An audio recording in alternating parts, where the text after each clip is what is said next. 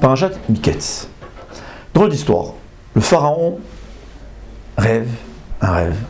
Tous ces savants, qui étaient des savants, lui-même, il connaissait 70 langues. En fait, il parlait toutes les langues qu'on parlait dans le temps. Il n'était pas bête. Et je m'imagine que ses conseillers n'étaient pas moins bêtes que lui. Et pourtant, personne n'est capable d'interpréter un rêve aussi simple que ça. 7 épis de blé bien portantes, et ensuite 7 épis de blé faute, c'est-à-dire, on va dire, de mauvaise qualité. Les 7 épis de blé de mauvaise qualité avalent les épis de blé de bonne qualité. Ensuite, ils vont à un autre rêve, c'est 7 vaches bien portantes et 7 vaches maigres, les vaches maigres qui avalent les 7 vaches bien portantes. Je pense que le pain et la viande, c'est la base de l'alimentation. Et au fait, l'interprétation la plus simple aurait été celle de Yosef Hatzadik, que 7 jours d'abondance, 7 années d'abondance et ensuite 7 années de famine qui vont faire oublier les 7 années d'abondance. Comment ça se fait que des savants n'ont pas réussi à interpréter aussi simple que ça?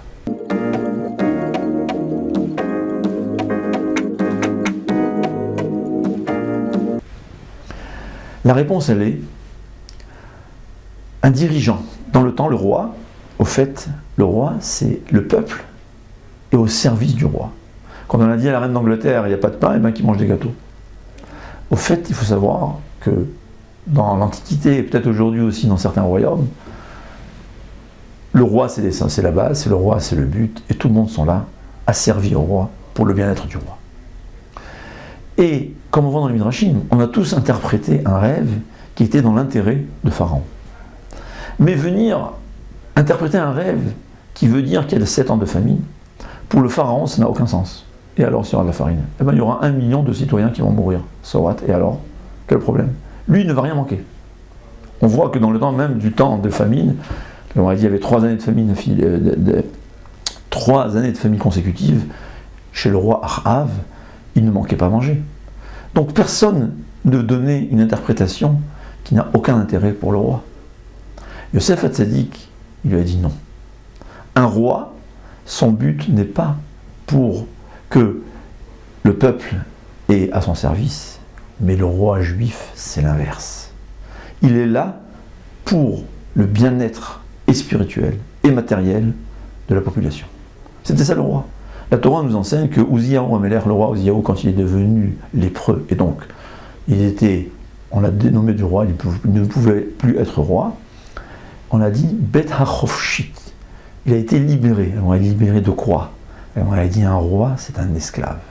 Le roi est esclave de son peuple. Il est là pour s'intéresser au bien-être du peuple. C'est ce que Yosef Hatzadik lui dit. Il y aura 7 années d'abondance. Et c'est pour ça que Yosef Hatzadik vient donner un conseil au roi que personne ne lui a demandé. Il continue dans l'interprétation et lui dit, et donc toi le roi, tu vas, pendant les 7 ans d'abondance, tu vas ramasser beaucoup de blé pour qu'il y ait de quoi manger pendant les 7 années de famine. Qui t'a demandé de conseil? On t'a demandé d'interpréter un rêve, pas de donner conseil au roi. Parce qu'il a dit, voilà, c'était ça votre erreur. Vous pensiez que ce rêve, un rêve, c'est sûr, je suis juste pour l'intérêt du roi. Non, ce rêve, c'est pour l'intérêt de la population. Ce qu'on va expliquer dans notre Midrash, le Midrash nous enseigne que Akadosh Baruch Hu dit, j'ai testé les dirigeants du peuple juif. Moshe Rabbeinu, il a eu un test. Avant d'être dirigeant du peuple juif, il était berger. Et une fois, il y a une petite brebis qui s'est sauvée de son troupeau. Elle est arrivée, et Moshe Rabbeinu qui court derrière lui, il arrive au bord de l'eau. Et là, Moshe Rabbeinu qui comprend que cette brebis avait soif, et il la prend dans ses mains avec amour. Si je savais, je t'aurais pris. On aime beaucoup cette histoire, on était enfant, on nous racontait cette histoire, c'est une histoire qui touche beaucoup. Mais c'est quoi le sens? La même chose, Agmara dit que le roi David a été testé quand il était berger. Pourquoi? Il partageait son troupeau en 3. Dans l'herbe, d'abord, il prenait les jeunes brebis qui mangeaient la partie haute de l'herbe, donc il partageait en 3. Ensuite, il faisait brouter les vaches qui étaient âgées, qui avaient moins de force, qui avaient un peu plus de force que les jeunes, que les bébés, mais moins de force que les adultes, et eux mangeaient la partie moyenne de l'herbe, qui est un peu moins tendre. Et c'est seulement ensuite qu'il est laissé brouter les jeunes forts, les vaches ou les bœufs qui étaient assez forts pour qu'ils puissent brouter les racines de l'herbe qui sont beaucoup moins tendres. Hachem il dit, tu es un si bon berger, eh bien tu vas être le berger du peuple juif. Quel test c'est? La réponse est la suivante.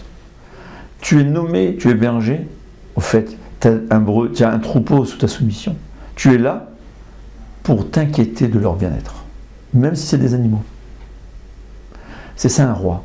Un roi, son but, son rôle était de tout faire pour que le peuple ait tout ce qui est de mieux.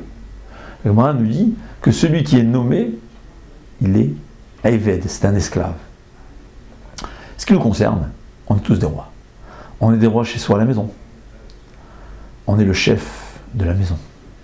Le chef dans la Torah, c'est pas que mes enfants sont à mon service, c'est pas que ma femme est à mon service, c'est que moi je vais tout faire pour le bien-être de ma femme, je vais tout faire pour le bien-être de mes enfants. C'est ça un roi dans la Torah. Évidemment, lui doit me respecter, mais vous savez pourquoi? Parce que plus il me respecte, plus je pourrai lui donner du bien, plus je pourrai lui faire du bien. Mais le roi dans la Torah, ce n'est pas les peuples pour moi, c'est moi pour le peuple. J'ai beaucoup pensé à ça quand j'ai vu un des chefs des terroristes dans la bande de Gaza.